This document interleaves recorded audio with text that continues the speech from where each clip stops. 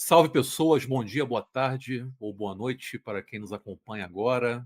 Aqui quem fala é o Yuri Freire, em mais uma edição do Cine Entrevista, que hoje tem como convidado Fábio Flecha, cineasta responsável por dirigir Do Sul à Vingança, primeiro filme de ficção inteiramente rodado no Mato Grosso do Sul.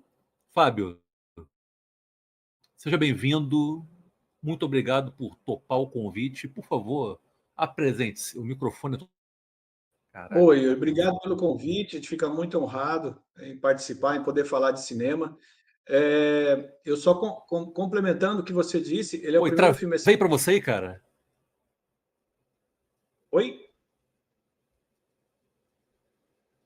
Oi, oi. Acho que a minha internet tá uma bosta.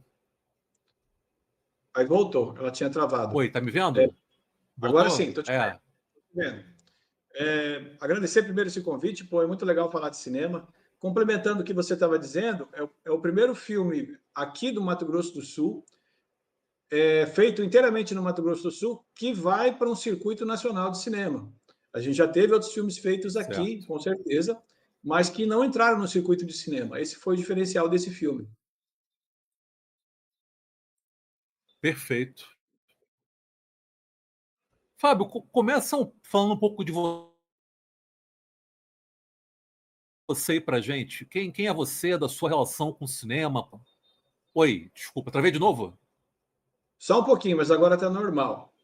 Yuri, eu comecei a me Oi, envolver no Fábio, cinema. desculpa. Voltou ao normal? Ok. Voltou, voltou. Perfeito.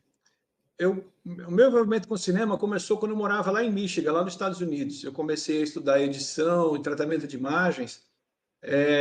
Foi a primeira vez que eu tive contato com a sétima arte, né? Estudando. Eu voltei para o Brasil, a gente começou a trabalhar primeiro com publicidade.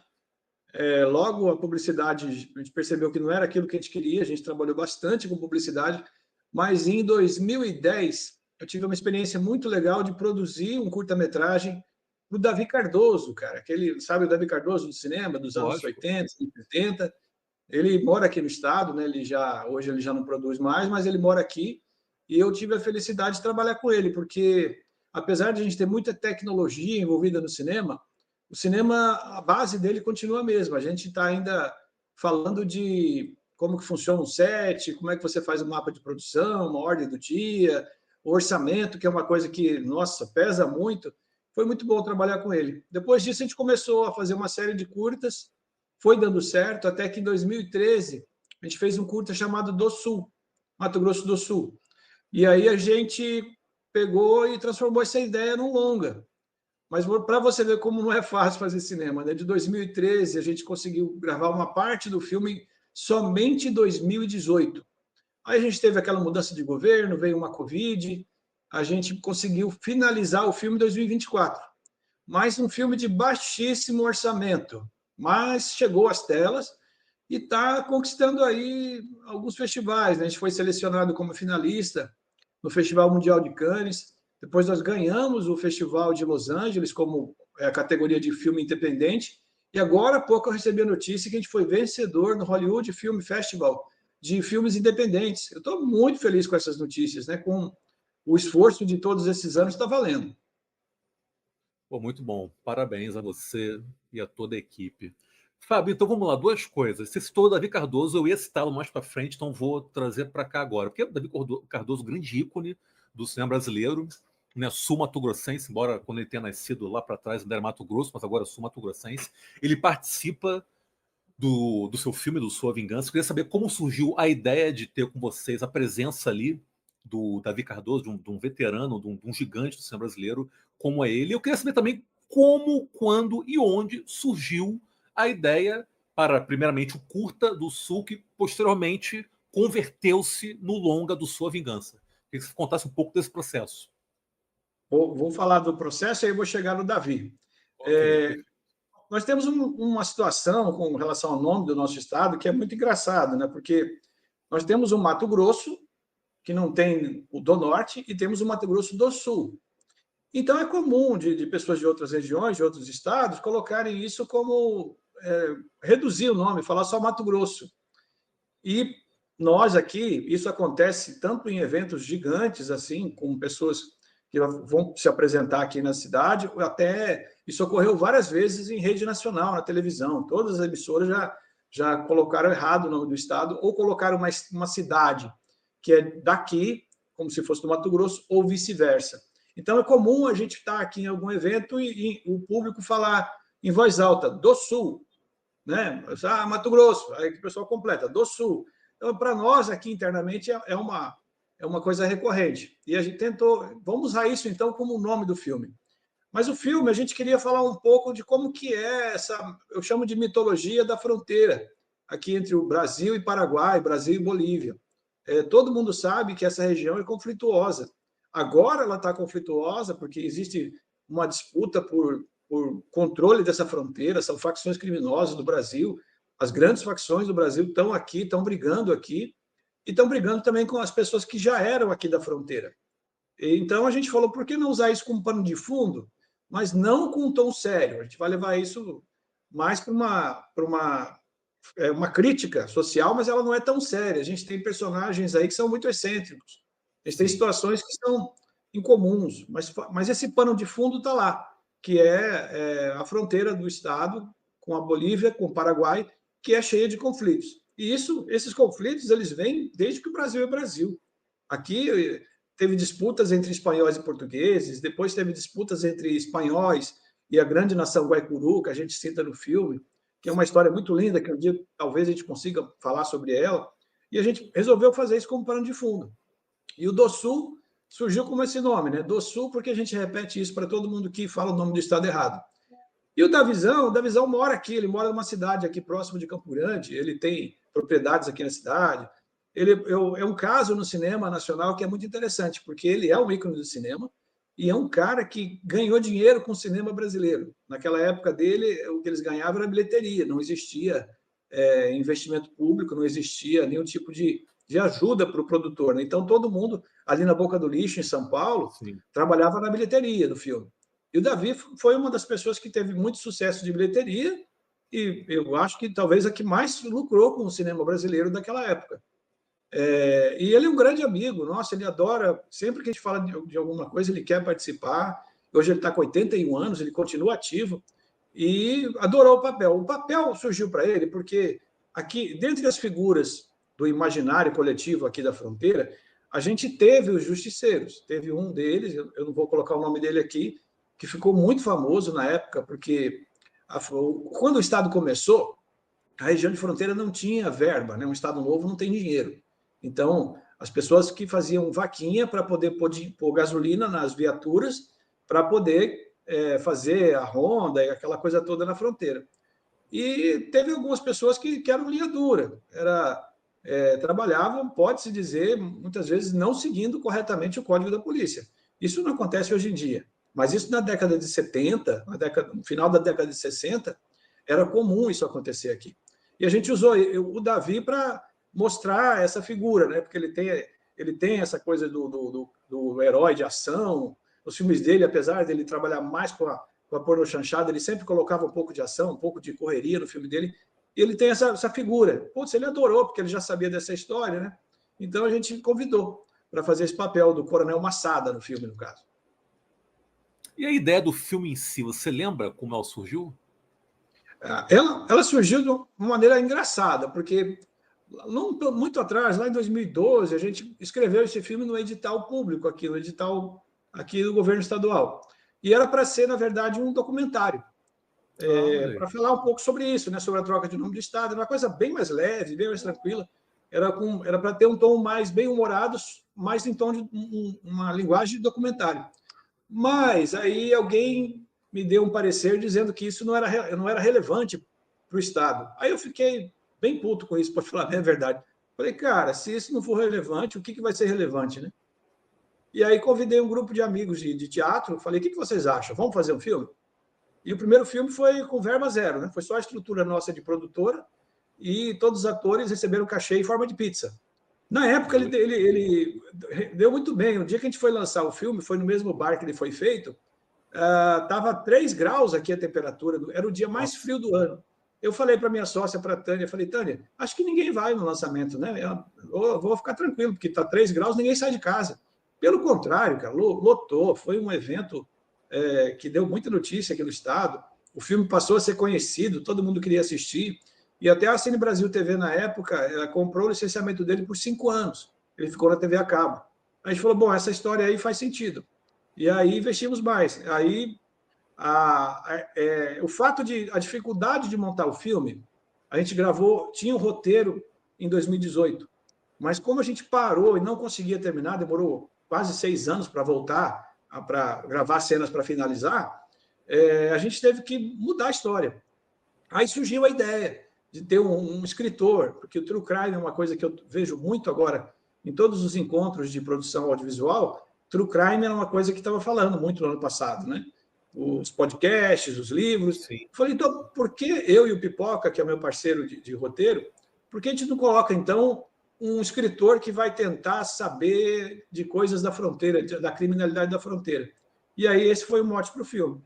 Que chegou no momento que ele vai até a fronteira, começa a fazer uma pesquisa, mas ele descobre que por aqui é tudo muito diferente de um grande centro, como São Paulo, como Rio de Janeiro, como Recife. Ele fala que tudo funciona diferente.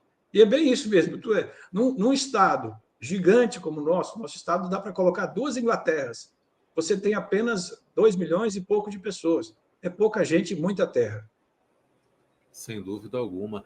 Agora, o seu filme, ele abertamente flerta com o cinema de gênero, né? Rola ali uma influência muito clara do faroeste, tem um certo diálogo e uma roupagem, né, de cultura pop, tem aquela presença, né, daqueles diálogos pitorescos, engraçados, divertidos, que, pô, quer queira, quer não, nos remetem aos filmes do Quentin Tarantino, do Guy Ritchie. A tua ideia sempre foi essa, de fazer um filme que bebesse abertamente da fonte do cinema de gênero, ou isso aconteceu durante o processo? Olha, quando a gente começou a falar sobre isso, antes de escrever o roteiro, a gente procura mesmo referências de alguma coisa relacionada. Eu posso dizer que você falou tem razão, tem ali um pouco de Quentin Tarantino, tem até uma cena que é Guy Ritchie escrita, eu digo, mas a minha grande influência para esse filme foi o Robert Rodrigues.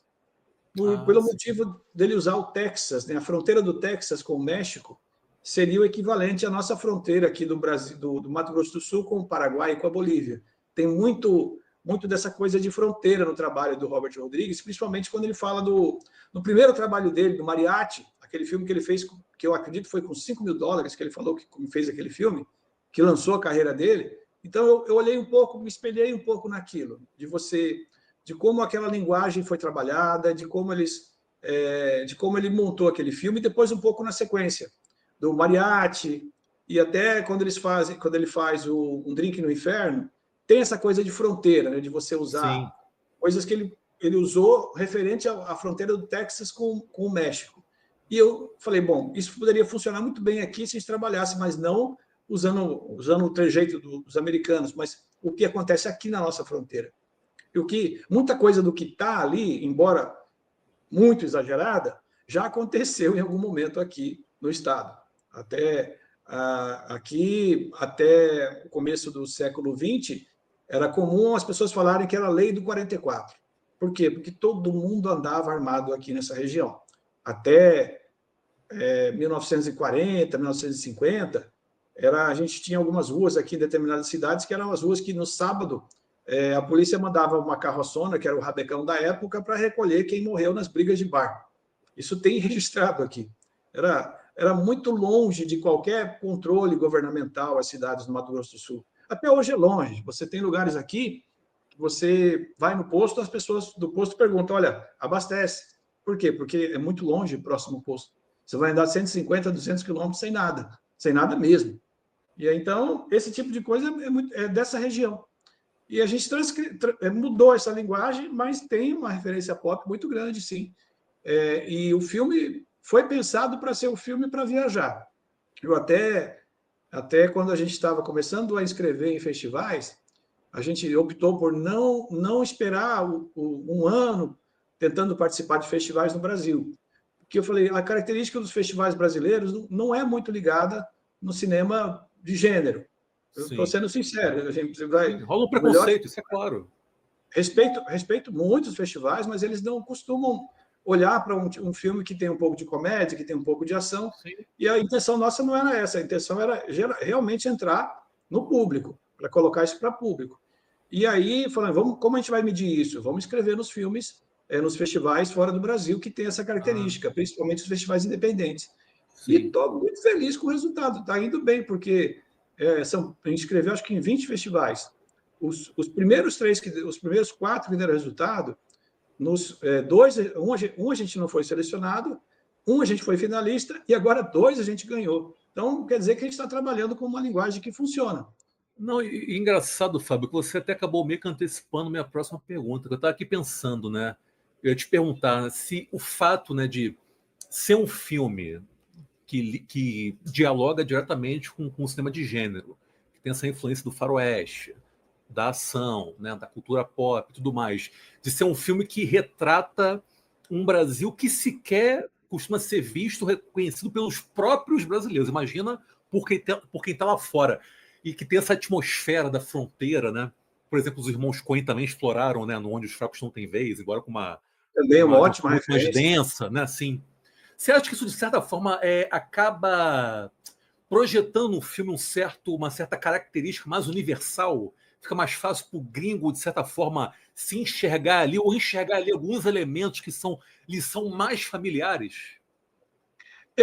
Eu penso assim como a gente de vez em quando encontra um filme que não é um filme norte-americano, vamos dizer, que é um filme de um europeu, um filme do México, um filme de uma região que a gente não está acostumado a ver, e gosta daquela trama, mas entende que aquilo é universal. O que está acontecendo ali é universal, embora tenha características locais. Eu Sim, acho que quando você fala do local, da sua tribo, do seu ambiente, e fala essa história para o mundo, aí eu acho que ela é mais interessante, porque você está falando de uma coisa. Por exemplo, vamos falar de você ser invadido, alguém está tentando entrar e pegar o teu lugar. Isso é uma coisa comum, aconteceu na história da humanidade e acontece até hoje a todo momento. As pessoas ficam incomodadas de defender a sua cultura, de defender aonde você mora, defender o que você faz. Mas só que quando você coloca isso em uma outra região, com características diferentes, local, da cultura local, do trejeito local, eu acho que aí você está dialogando. Porque, embora eu não conheça muito bem como funciona a cultura naquela região, a história, eu tenho identidade. Eu tenho uma identificação com o que está acontecendo. sim. Poderia, por exemplo, falar, vamos pegar de novo a nossa região aqui de Américas, né? Se você pegar os conflitos que acontecem nas fronteiras entre o Canadá e os Estados Unidos, na época que eles estavam ainda formando essas fronteiras, vai ter muita briga ali, porque era uma cultura da França, era a ocupação de local, era quem que ia poder explorar, no caso deles era o búfalo norte-americano, aquela coisa de tráfico de peles. Isso acontece em toda a fronteira, mas com as características locais. E eu acho que isso conversa um pouco com outras pessoas de qualquer lugar do mundo. Sem dúvida. Agora, a gente tem até hoje uma produção audiovisual brasileira que está muito concentrada no eixo Rio-São Paulo, né? Aí em um pouco menor escala Pernambuco, Minas Gerais, Ceará. E, pô, a gente começou aqui dizendo que é o primeiro filme de ficção sul-mato-grossense que consegue chegar, enfim, ao circuito comercial.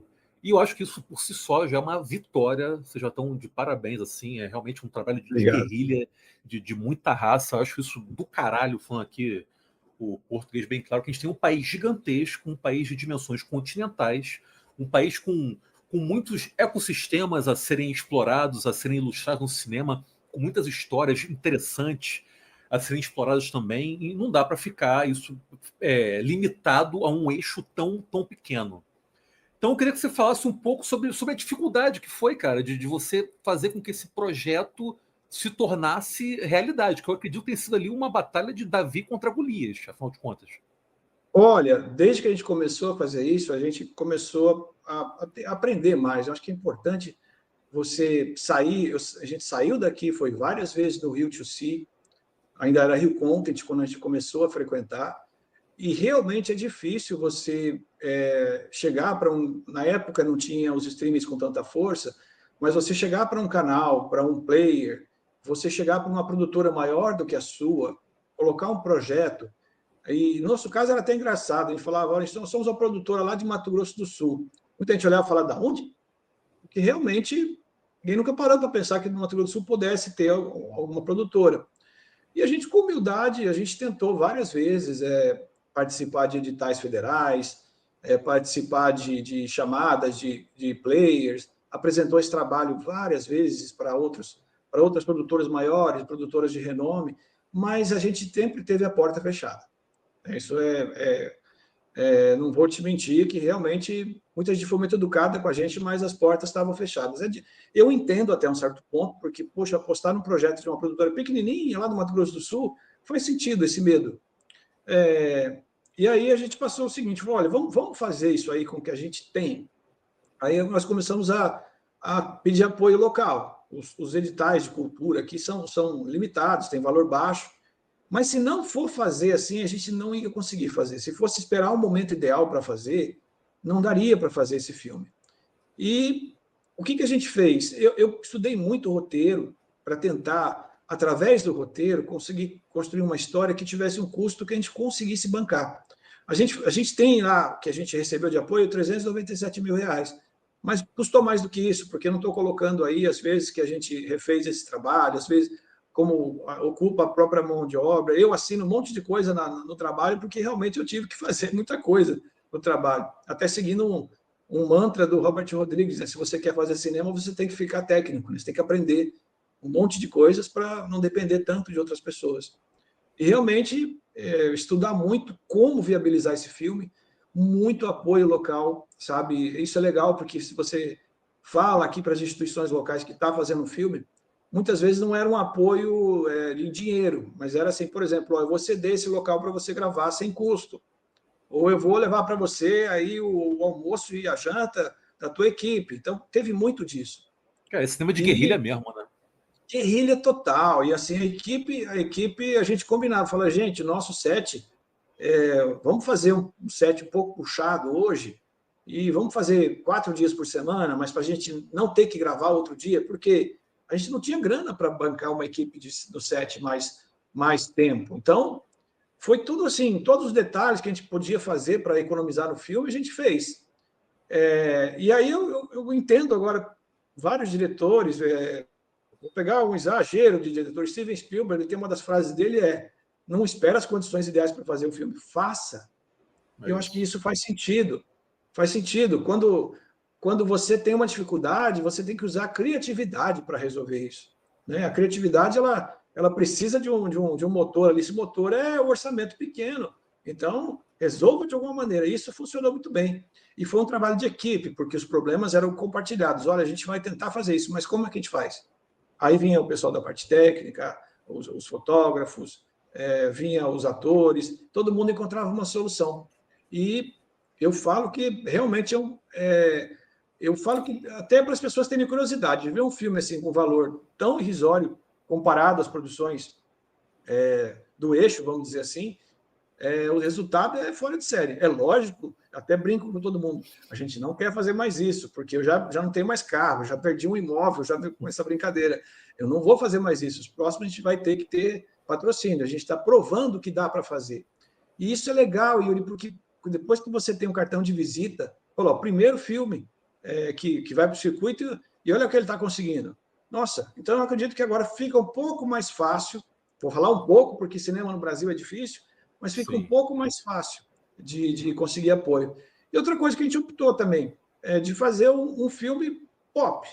A gente a gente quer público, a gente quer Sim. dialogar com o público. Tem outros roteiros que a gente poderia fazer, mas eu sempre pergunto, pesquiso, olho as pesquisas, olho lá o Observatório de Cinema, olho o desempenho dos filmes e falo, olha, o brasileiro não está com vontade de assistir drama de novo. A gente fica olhando lá. Se eu fizer um filme de drama, pode ser que eu tenha sorte e dê visibilidade, mas a probabilidade é que o público não vai querer ver. Talvez eu consiga colocar nos editais não, nos festivais aqui do Brasil, os festivais grandes, que a gente respeita muito, mas isso não garante que o público queira assistir o filme. Nós queremos é público. Eu acho que isso tem que dialogar com o público, né?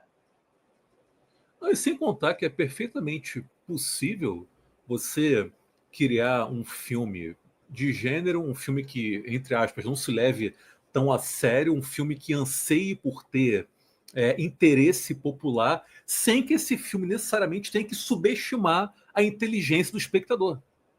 Sabe, eu acho que o seu filme consegue isso. O que, na verdade, Eu também é algo difícil de ser conseguido.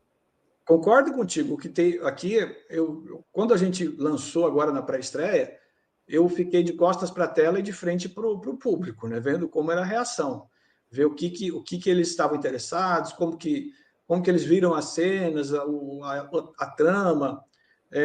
O filme, você já viu o filme, né? Vive. Então, o filme tem muito vai e volta, né? Tem muito Sim. flashback. Eu mesmo falo, olha, esse excesso de flashback foi uma solução criativa, porque a gente tinha um filme em 2018 e em 2024 é outra era. Tivemos que fazer mudanças. Tem até um momento que o personagem fala que ele perdeu o dedo, o ator perdeu o dedo num acidente. E a gente ficou, agora como é que como é que ele vai gravar a cena se ele não tem aquele dedo? Não tem VFX para cobrir isso, né? Fica ruim. E aí resolvemos usar isso a nosso favor, isso passou a ser parte da história. Então, até me perdi do que a gente estava falando agora. Desculpa, lembrei do dedo perdido. Ah, sim. Dá para ter, assim, dá para ter um conteúdo ali dentro. Quando a gente estava Isso. assistindo, depois que acabou o filme, eu pedi para algumas pessoas da produção e do elenco conversarem com quem assistiu o filme, para ter opinião diversa, o que você achou e tal. Lógico que as pessoas daqui têm uma visão diferente sobre o filme.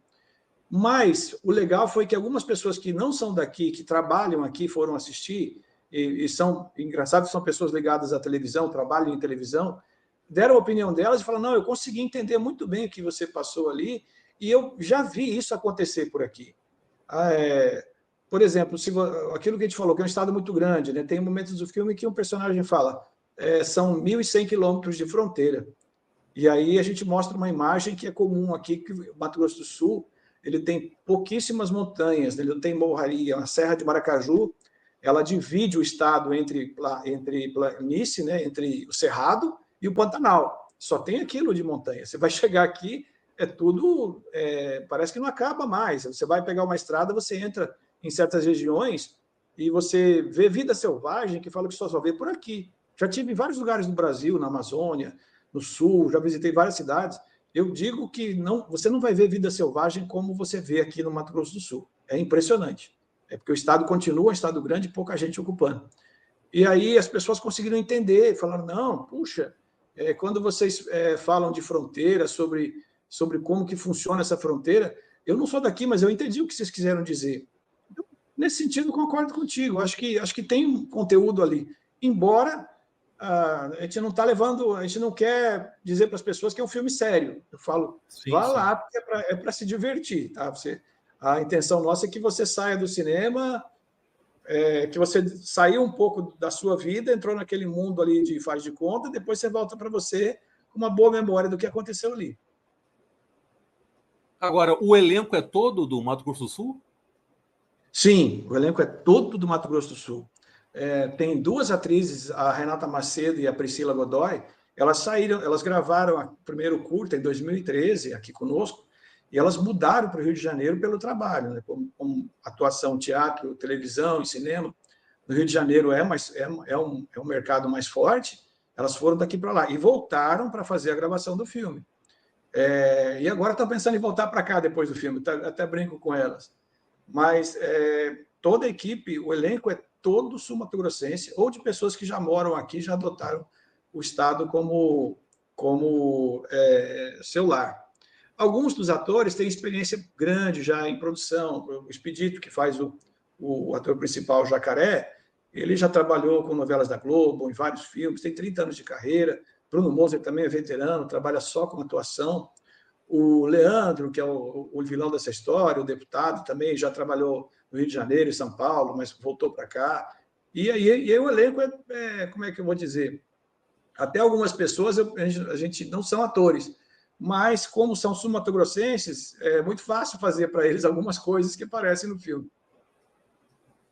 É legal que é um clima muito familiar, né? É você contando uma história que, para quem é daí, ou para quem mora aí, ou conhece bem a região, pô, é quase impossível você não se identificar com aquilo, você não se sentir muito familiarizado com o que está em tela, né? Deve ser realmente muito impactante para quem mora aí, Aqui né? dentro do estado, Yuri, tá dando muita o que falar.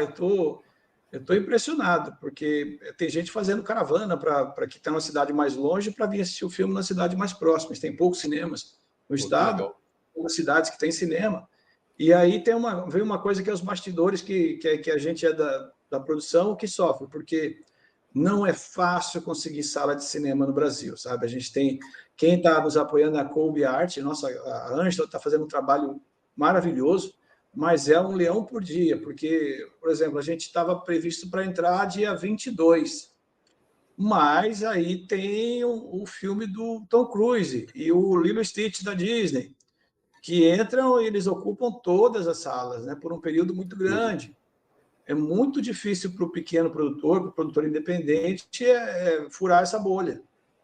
Até um certo ponto eu entendo, porque o cinema também precisa fazer caixa, só que às vezes você vai lá e a população já não vai mais, não vai na primeira semana, não vai nos primeiros 3 dias, depois não vai mais.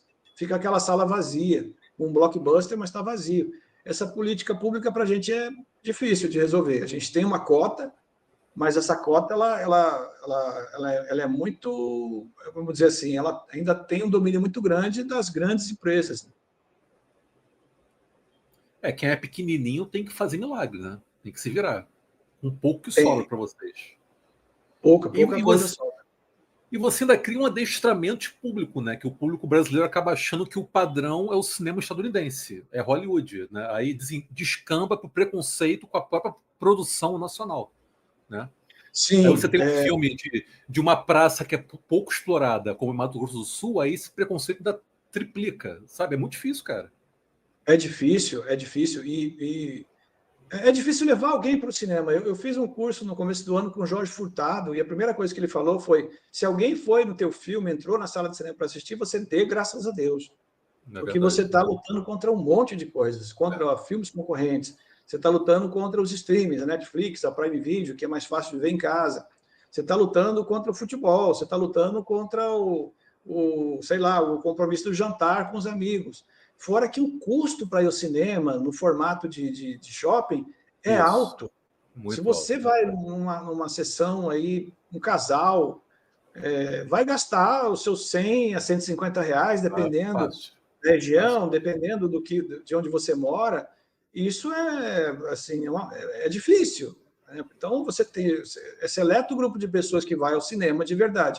Tem aquele de oportunidade que está no cinema e já aproveita, mas a pessoa sair do trabalho dela, ou sair da casa dela para ir ao cinema, é uma conquista. Então, a gente está dizendo que aqui está no corpo a corpo. A gente está pedindo para todo mundo da produção, faz o seu grupo, leva no cinema, a gente dá alguns ingressos, vamos lá, vamos levar esse pessoal. E para surpreender, né? Porque realmente muita gente fala, poxa, mas filme brasileiro, sempre aquela coisa, sempre fala da mesma coisa, ou você está falando de pobreza, e assim, a gente sabe que não é isso, mas quebrar essa Uhum. barreira é difícil. A gente sabe que tem É filme difícil. brasileiro saindo, filme bom saindo a todo momento, mas Sim. quebrar a barreira é difícil. Chegar no consumidor final, a pessoa que vai ver teu filme, ainda ela pagar para ver teu filme, é complicado. Eu acho que é um trabalho de longo prazo, e é uma atividade de risco, né? Nem sempre a gente. Não quer dizer que um filme com grande investimento vai ter sucesso de bilheteria, ainda tem que ter Não, é uma investimento. aposta. É uma aposta, sempre uma aposta. E você entrar com um filme que não tem dinheiro para fazer propaganda e não tem dinheiro para comprar muita sala, é uma tarefa hercúlea. Tem que gostar muito, né, Yuri? Tem que A gostar gente muito. gosta muito porque Isso. não é pelo dinheiro, não, Não, é não. pelo É resultado. por paixão mesmo, é. Paixão, é Porque vontade é de uma batalha fazer. perdida, a verdade é essa, né? O que vem é Sim, lucro. não existe garantia que você vai ter sucesso, que você vai ter reconhecimento por festivais, se o público vai querer ver teu filme. É sempre uma dúvida. Tem que gostar muito, sabe? Tem que gostar muito. E sobre projetos futuros, Fábio? Já tem algo aí sendo maquinado na sua mente? Tem, e felizmente tem coisa que já vai acontecer em breve. A gente tem aqui pronto para começar a gravar, a gente está esperando alguns resultados dos editais do Prodave, ou do Prodave não, do Prodecine. Tem uma história aqui que faz tempo que eu já trabalho nela, já fizemos um curta, chama-se Não Me Lembro. Resumindo, é um filme sobre um homem que é casado, ele é gay, e ele tem conflitos agora. Ele está numa crise no casamento, ele tem um pai que é preconceituoso, e ele tem problemas no trabalho, ele tem uma amiga que esconde uma paixão por ele, e ele tem um acidente e ele perde parte da memória dele por alguns anos. Ele regride a um tempo em que ele não tinha saído do armário ainda. E é uma coisa assim que todo mundo tenta influenciá-lo, sabe? Tenta fazer a cabeça dele, tenta fazer com que ele mude o que ele é, que ele se torne uma outra pessoa. É um filme que apesar de ser LGBTQIA+, ele é um filme que fala sobre egoísmo. Estou mexendo num vespeiro, né? Todo mundo já falou isso para mim, que eu estou entrando num tema complexo. Mas eu estou com um parceiro muito legal, que é o César Amorim, cara, roteirista do Cine Hollywood, roteirista de vários filmes Sim, brasileiros e de televisão também. O César Amorim, um amor de pessoa. Ele está sendo o doctoring do roteiro, sabe? sim. Para garantir que a gente esteja fazendo, não só falando numa linguagem correta, usando respeito à comunidade LGBTQIA+, mas Sim, garantindo ali que a comédia esteja acontecendo de verdade. Esse é o gênero comédia. muito legal. E mais para Agora, frente um pouquinho, a gente vai sim, falar de um tema também bem mais impactante, que aqui na região a gente teve o nosso Lampião aqui do Centro-Oeste, né, da olha fronteira. aí. É um cara chamado Silvino Jacques. Ele, na época, entre 1920 e 1929 a 39, ele estava presente em todos os grandes jornais do Brasil, no Rio de Janeiro, São Paulo. Na época, Brasília não existia ainda. Ele era a capa de várias manchetes, porque ele era terrível aqui na região. Só que tem uma característica interessante: ele era sobrinho de Getúlio Vargas Caramba, e ele lutou pelo Getúlio Vargas contra a Revolução de 32, que essa região do Mato Grosso do Sul, na época era sul do Mato Grosso, ficou aliada de São Paulo contra o Getúlio. E ele combateu essa galera. Só que depois de um tempo ele se desentendeu com o Getúlio e ele passou a ajudar a coluna do Prestes, cara. Ele virou comunista. caralho, que E doideira. aí, pô, foi uma loucura, porque ele já era um fora da lei, né? Ele fazia as leis dele mesmo. Às vezes ele era um cara que ia aqui e tomava terra para os fazendeiros grandes, e às vezes ele era a pessoa que tomava a terra dos fazendeiros grandes, depois que ele mudou o pensamento dele para um pensamento Sim. comunista. Foi uma coisa muito louca. Qual o nome E dele? aí, O nome Silvino dele? Jacques. É, que Silvino Jacques.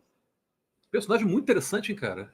Interessantíssimo. Ele já teve aqui Nossa, livros, já teve documentários aqui, pequenos documentários, mas aí a gente já trabalhou, já fez agora um roteiro de ficção, né, inspirado nessa história dele, que é muito interessante. Além de tudo, ele era músico, cara, adorava uma festa. caralho, que O maneiro, que ele cara. roubava, o que ele pegava de dinheiro, ele estourava tudo em festa. É uma coisa Um louca. Ele não boêmio. estava nem aí.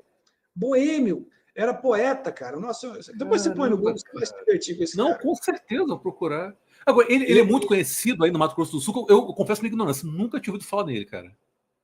ele é conhecido, mas não muito conhecido. Assim, mas o legal é que toda a história dele está documentada. Quando ele lutou pelo Getúlio Vargas, ele tinha um título de capitão de Macega, que é quando você dá para um civil um pelotão inteiro para ele comandar.